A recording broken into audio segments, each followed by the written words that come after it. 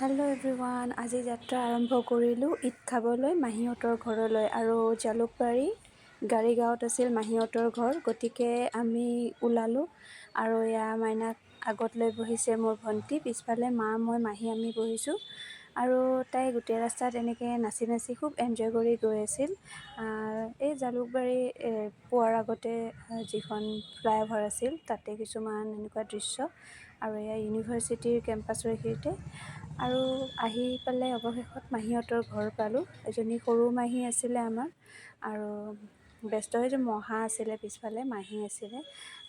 আৰু আলহী গৈ পোৱাৰ লগে লগে আপ্যায়ন কৰিবৰ কাৰণে পিঠা পনা এইবোৰ বনোৱা ষ্টাৰ্ট কৰিছিল, আৰু এইবোৰ কিবা জেলি বনাইছিল, আৰু এইবোৰ নাস্তা পাতি আগুৱাই দিছিলে আমাক খাবলৈ। পিছত আমি খালোঁ, চাহ পানী খাই আমি প্ৰায় ৰাতি 8টামান বজাত গৈ পালোঁ।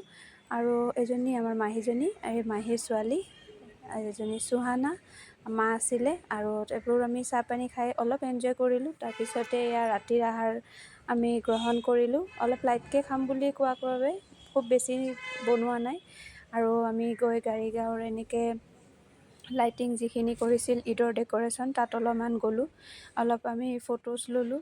আৰু ঘৰত এয়া মাহীহঁতৰ ঘৰতে তাই অলপমান খেলাত ব্যস্ত হৈ আছিল, দুটা টেডি বিয়াৰ লৈ। আৰু তাইক অলপমান এনেকৈ ভিডিঅ' কৰি ল'লোঁ। খুব ভাল পাইছে তাই, মানে ঘৰত থাকি ব'ৰ হৈছিলে আজি কিছুদিন ধৰি। আৰু এনেকৈ আমি সিহঁতৰ ঘৰৰ পৰা ৰাতি প্ৰায় 12টামান বজাত আৰু বিদায় ল'লোঁ। আৰু এয়া ঘৰমুখে ৰাওনা হ'লোঁ। আৰু প্ৰায় অৱশেষত আহি আমি ডিচাইড কৰিলোঁ, যিহেতু ওলাবলৈ সময় পোৱা নাযায়, আৰু গুৱাহাটীত প্ৰায় ঈদৰ বাবে সকলোতে লাইটিং প্ৰায় কৰিয়ে থৈছে।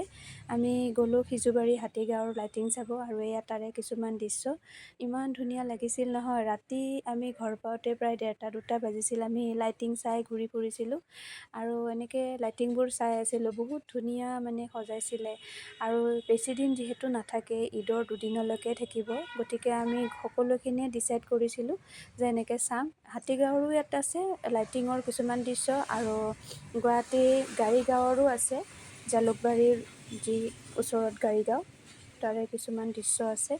আমি এনেকৈ চালোঁ, আৰু চাই মেলি খুব ভাল লাগিল। বছৰত এবাৰেই এনেকৈ ঈদত যিহেতু লাইটিং কৰা হয়, ডেক'ৰেট কৰা হয়, আৰু সেইবোৰ মানে সদায় বাৰ বাৰ নাথাকে, গতিকে এনেকুৱা দৃশ্য কিছুমান সদায় স্মৃতি হৈ ৰৈ যায়। আমি ভাবিলোঁ, যিহেতু আমি ঘৰৰ পৰা ওলাই আহিছোঁ, গতিকে অলপমান এনেকৈ ফুৰি লৈ দৃশ্যবিলাক কিছুমান কেপচাৰ কৰি লওঁ। আৰু এই আপোনালোকৰ ওচৰত দেখুৱাইছোঁ। আৰু ইয়াতে হাতীগাঁৱৰো আছে, আৰু গুৱাহাটী গাড়ীগাঁৱৰ কিছুমান দৃশ্য আছে। একেলগে মই মিক্স আপ কৰিয়ে গোটেইখিনি ভিডিঅ' কৰি দিছোঁ। আৰু আপোনালোকৰ ঠাইবোৰত কেনেকুৱা কেনেকুৱা ডেক'ৰেশ্যন কৰিছে জনাবচোন।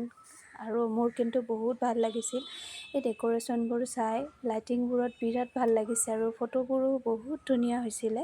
তাতে ফটো তুলিছিলোঁ আমি সকলোৱে গৈ।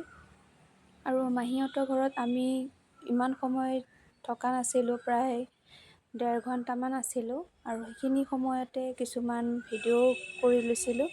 আৰু যিহেতু ঘৰত আহিবলৈও লাগিব, আমি যাওঁতেই পলম হৈ গৈছিলে, প্ৰায় 8টামান বাজিছিলে। গতিকে চাহ পানী খাই আকৌ পিছত আহিলোঁ, তাতে কিছুমান ফটো কেপচাৰ কৰিব, লাইটিং চাবলৈ। আকৌ সেইবোৰ লাইটিং চাই আকৌ ঘৰত গ'লোঁ, ওচৰতেই আছিলে ঘৰটো, 5 মিনিটৰ ডিফাৰেঞ্চ আছিলে মাত্ৰ। গৈ আকৌ ঘৰত ভাত পানী খাই তাৰপিছত আমি ঘৰমুখে ৰাওনা হ'লোঁ। আৰু এয়া গুৱাহাটীৰ বিভিন্ন হাতীগাঁৱৰ আৰু সিজুবাৰী কিছুমান দৃশ্য, এইটো হাতীগাঁৱৰ সিজুবাৰীৰ দৃশ্য আছিলে। আৰু এইখিনিয়ে আজিৰ ভিডিঅ'টো। চাই ভাল পালে লাইক কমেণ্ট শ্বেয়াৰ কৰিব। Thank you, bye by.